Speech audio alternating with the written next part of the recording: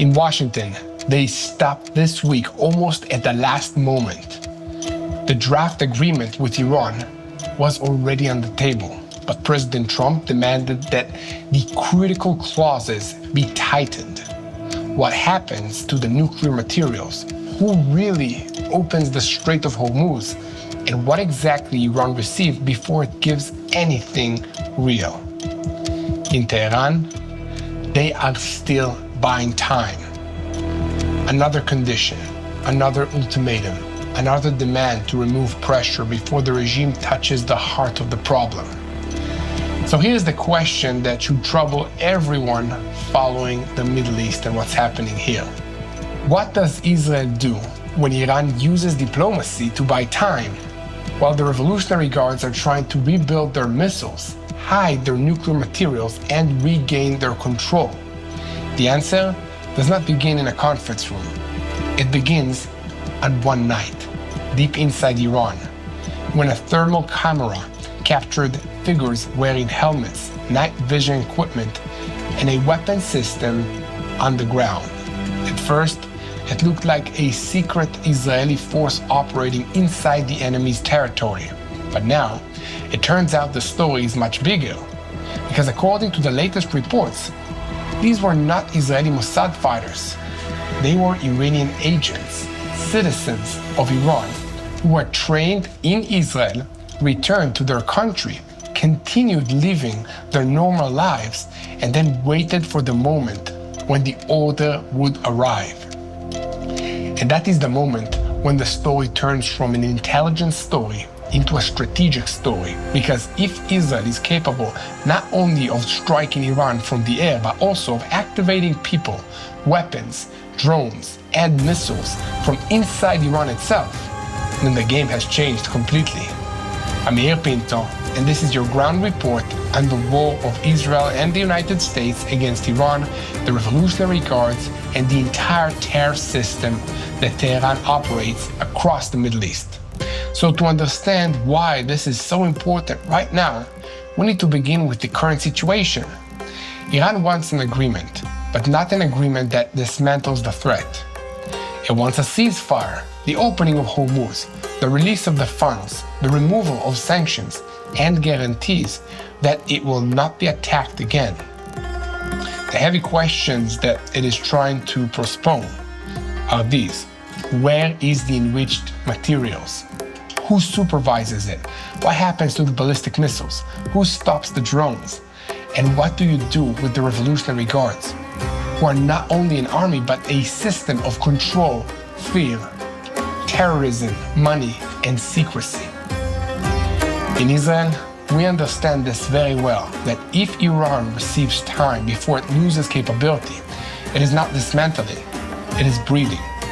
And if it is breathing, it is rebuilding.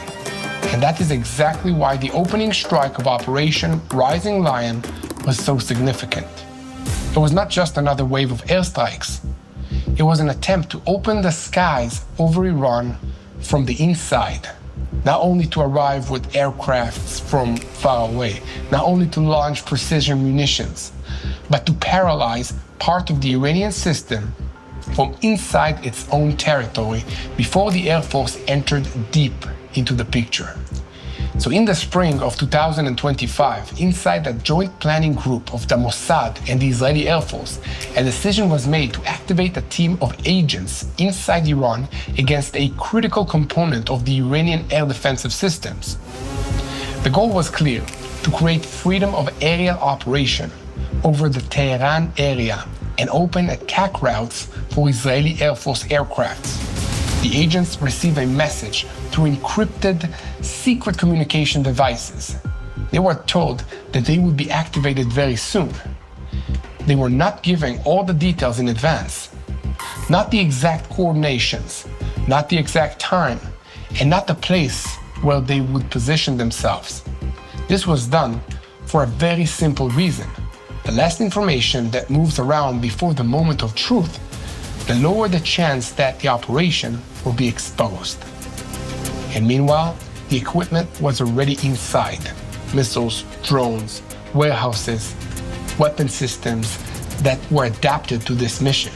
not as an open military shipment, not in crates with markings, but in small parts hidden inside objects that looked innocent. The agents learned how to assemble them during their training, and at the moment of order, what looked like ordinary objects became an attack system. This is an astonishing detail because it means that Israel did not only strike a target, it built in advance the ability to strike that target from inside Iran. It inserted the parts, it waited, kept the secret, activated the network, and connected the fire from the ground to the movement of the aircrafts in the air. That same night, other teams were also operating, some against components of the air defensive systems, some against ballistic arrays. And according to different reports, there were also operations that helped strike the leadership of the air and space forces of the Revolutionary Guards. And this is no longer only a targeted operation. This is an operation that connects intelligence, agents, weapons inserted in advance, the Air Force, and the timing measured in seconds. The timing was critical. If a ground team fires too early, the Iranians can detect movement and activate systems. If it fires too late, Air Force aircrafts could enter a dangerous arena. That's why the fire from the ground, the flight routes, and the Air Force strikes had to operate like one big system, coordination. And according to a source familiar with the event, there were glitches, but the operation worked almost like clockwork. Now, think about it from the Iranian side. An air defense system is built to detect aircrafts, launch surface-to-air missiles, and protect sensitive sites. But that night, the threat did not come only from the skies. It came also from the road, from the field, from a place that the Iranians thought was under their control. And suddenly, the system that was supposed to defend Tehran had to deal with an enemy that was already inside. And this is one of the things that frightens closed range the most, frightens the terrorist regime of Iran. Not the aircraft that appears on the radar, not the explosion that they can show on television, but the knowledge that someone lives amongst you, works amongst you, drives on your roads, waits for years, and at the right moment activates a weapon against you. In Israel, this move shows a new capability.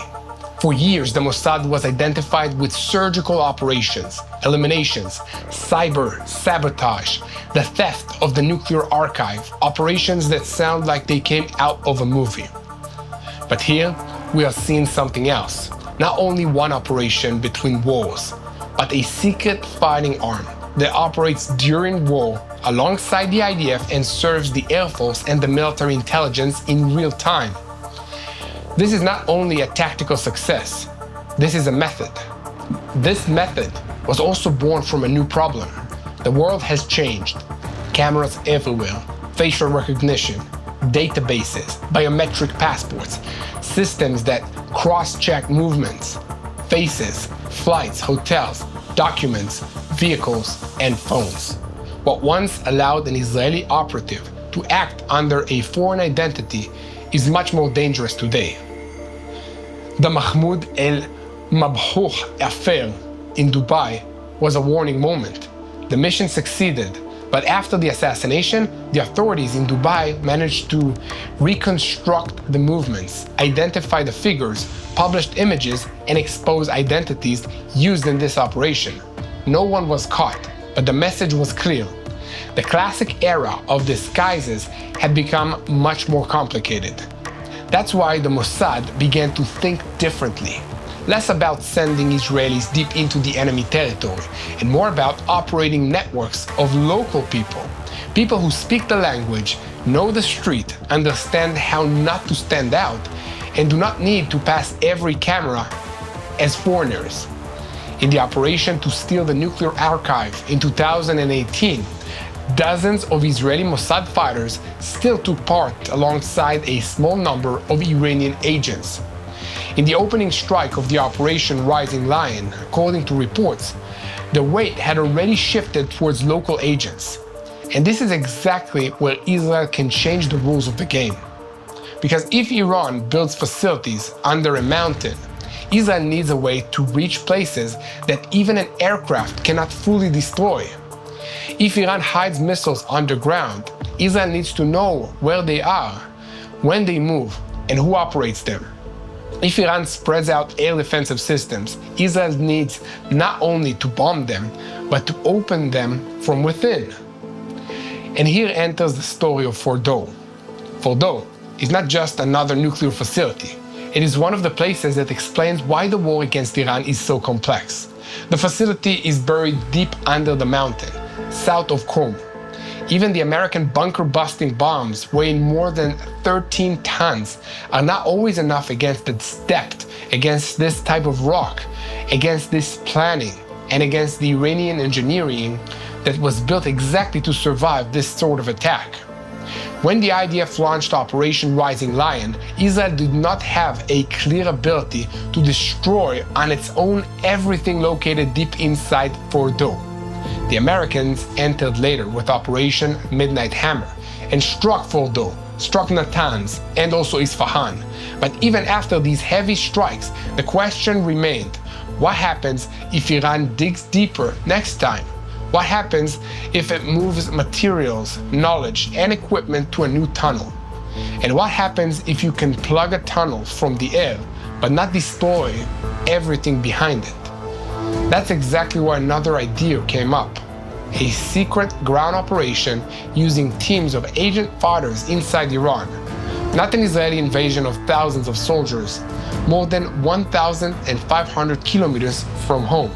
Not a huge operation that could become a bloodbath, but a network of local people, trained, equipped, and capable of operating at a deep point while the aerial and the intelligence campaign is taking place above them and all around them.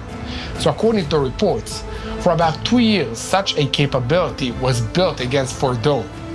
The plan was frozen after October 7th, when Israel entered a multi-front war, and the full force of the IDF was directed towards Gaza, towards the north, defense of the home front and additional fronts. But the very existence of this plan, it tells us something important. In Israel, we understand that the campaign against Iran cannot rely only on aircrafts. It needs a combination of air power, intelligence, agents, cyber, drones, small missiles, smuggling, deception, and also influence over what's happening inside the Iranian society itself. And that's also why this story is not only about what happened on June 13th, it's about what could happen the next time. If the negotiations with Iran collapse, Trump can bring the military option back to the table. If Iran refuses to give up the enriched materials, the United States can threaten additional strikes. If Hormuz remains a tool of blackmail, the American Navy can increase the pressure. But Israel is looking at another layer: how to prevent Iran from recovering between one strike and the other. That's the critical point. Iran does not have to win in one day. It only needs to survive, hide, repair, and gradually return. The Revolutionary Guards know how to work this way. They spread out the parts. They hide the launchers. They move the equipment to shell companies. They use Russia, China, and other smuggling routes and companies in the Gulf, and an entire system that looks civilian until you discover what passed through it. That's why Israel cannot settle for a question. How many missiles did we destroy tonight? The more important question is, how fast can Iran produce new missiles? Who is helping it? Where are the engine parts? Where are the fuels? Where is the electronics? Where are the engineers? Where are the warehouses? And where is the human network that holds all of this together? Here lies the advantage of the operations inside the enemy's territory. An aircraft can destroy a building, an agent can know what's inside it before it is destroyed. A small drone can strike a system that cannot be seen from the air. A missile assembled inside Iran can hit a radar before the radar detects the aircrafts. And information coming from within can turn a dangerous strike into a precise strike. And before we continue, if you understand why it is important to bring you not only the headlines, but the full picture, who's acting, how they're acting, where the threat is being built, and what's really happening behind the scenes, help us spread the truth. Like this report, share it with friends, with family, and everyone who needs to understand the Middle East without filters, and click on the subscribe button so that you do not miss any boots on the ground updates. Look for us, Yair Pinto and Mati Shoshani, on our social media platforms as well, and see life in Israel through our eyes in real time. And you can now invest in Israel, home to one of the world's most innovative economies, with the same ease as investing in American markets. Over the last 12 months, Israel's Tel Aviv 35 stock index surged 95% in United States dollar terms. This is compared to the S&P 500's 15% gain. And the outperformance is consistent over 2, 5, and 10-year periods. And since mid-2002, the shekel has appreciated 60% against the United States dollar. These figures represent unmanaged market indices, not actual client returns, and past performance is not a guarantee for future success. That's why I'm excited to introduce my trusted friends and also paid sponsors for TBN Israel, Wise Money Israel.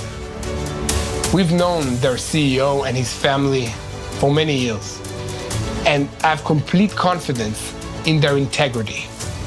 They're licensed in Israel and SEC registered in the United States.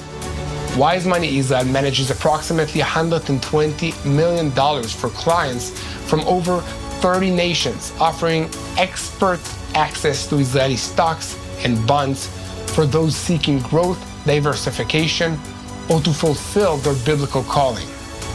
So visit wisemoneyisrael.com/TBN for a free consultation today. Again, that's wisemoneyisrael.com/TBN and get your free consultation today. Help Israel by investing in Israel's future. Now, let us return to Iran, because there is another layer that many people miss. The operation inside Iran did not only damage the military systems, it also damaged the regime's self-confidence. After operations like this, the regime does not ask only what Israel destroyed.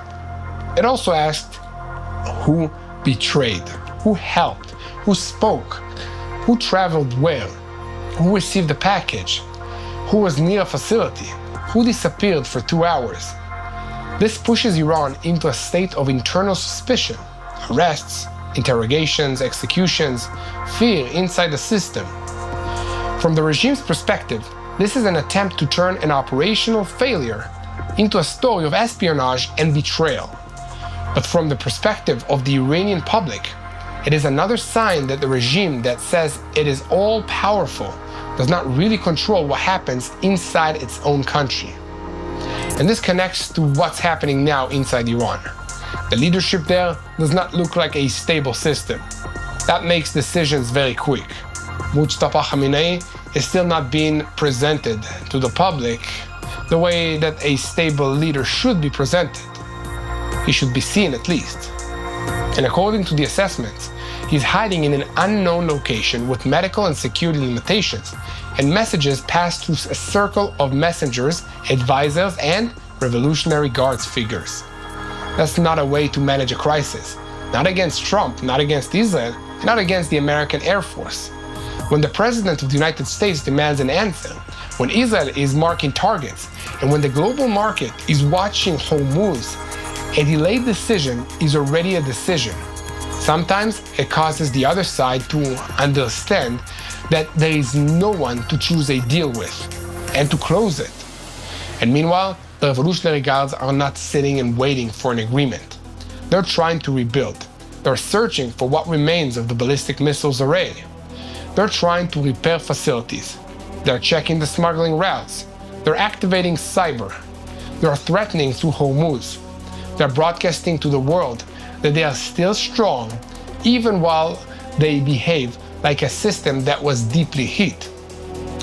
This is exactly the danger of a weak regime. It does not necessarily become more cautious. Sometimes it becomes more brutal. When it fears the street, it represses more. When it feels an attack, it hides more. When it cannot make a decision, it lets the crisis roll forward until someone else decides for it. That's why the story of the Iranian agents trained in Israel is not an anecdote. It is a window into what Israel is trying to build against the Iranian threat. Not only a force that responds, not only an air force that arrives from far away, but a system that can enter the inner circles of the enemy, stay there, wait, and then act at the moment when the entire Middle East is looking in another direction. This also explains the connection to Lebanon, without turning this episode into an episode about Hezbollah, because the same logic appeared in the north. The pager operation, according to the reports that we have, was managed through a similar concept. Insert the capability into the enemy's system, allow it to look normal, and then activate it at the moment when it changed the campaign. The elimination of Nasrallah as well, according to the publications. The Lebanese agent helped under fire to place devices that made the Air Force strike more precise. The meaning is that Iran and Hezbollah are not only different enemies, they are different testing grounds for the same question. Can Israel reach not only the target, but the mechanism that protects it? And in Iran, that mechanism is the heart of the story. Air defense, ballistic missiles, nuclear, revolutionary guards, cyber, internal repression, smuggling routes, propaganda, money. Every layer protects the layer beneath it. And when Israel succeeds in striking one layer from the inside, the entire structure begins to ask who else is already inside. This does not mean that the Iranian regime falls tomorrow morning. We need to be careful with illusions. Regimes like this know how to survive pain. They know how to lie to their citizens. They know how to turn destruction into propaganda. They know how to blame Israel and America for everything, even when the failure is theirs. But there is a difference between a regime that absorbs an attack from the outside and a regime that discovers the enemy is already operating within it. That fear changes the behavior. It causes commanders to suspect their own people. It causes systems to waste energy on internal purges. It slows down the decisions. It creates confusion. And it tells every general in the Revolutionary Guards, even if you are inside a closed building, even if you are underground, even if you are far from the Israeli border, someone may have already marked you. And that brings us back to the current moment.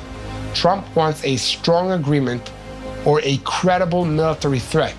Iran, they want money, time, and Hormuz. Israel wants to make sure that this time, if there is a pause, it does not become a recovery window for the Revolutionary Guards.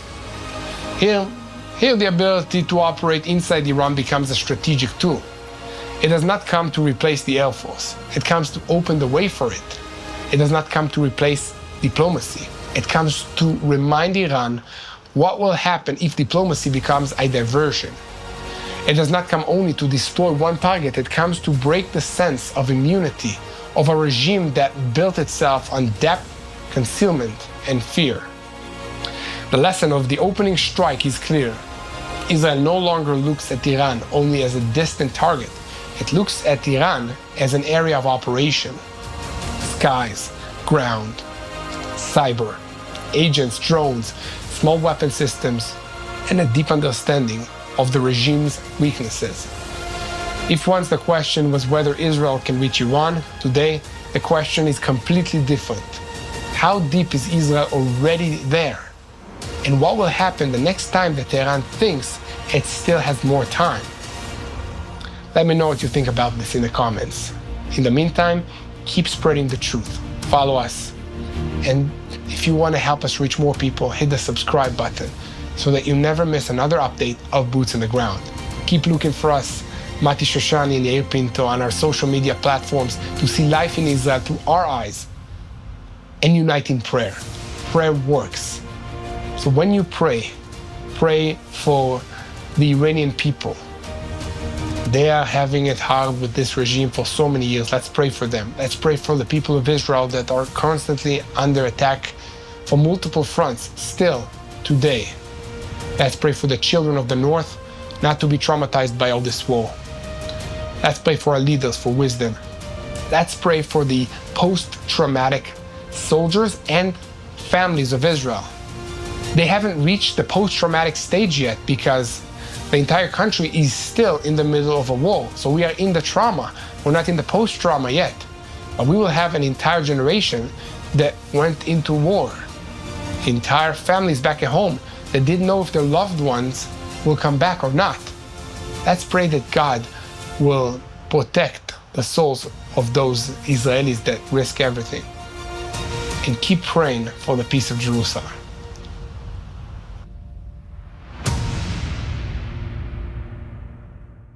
Hello, this is Mati here in Jerusalem with TBN Israel. This is Yair Pinto from TBN Israel here in Jerusalem. TBN Israel is keeping viewers informed with Israel-focused news, culture, and what God is doing in this land. Support TBN Israel today online at tbn.org/Israel. Thank you.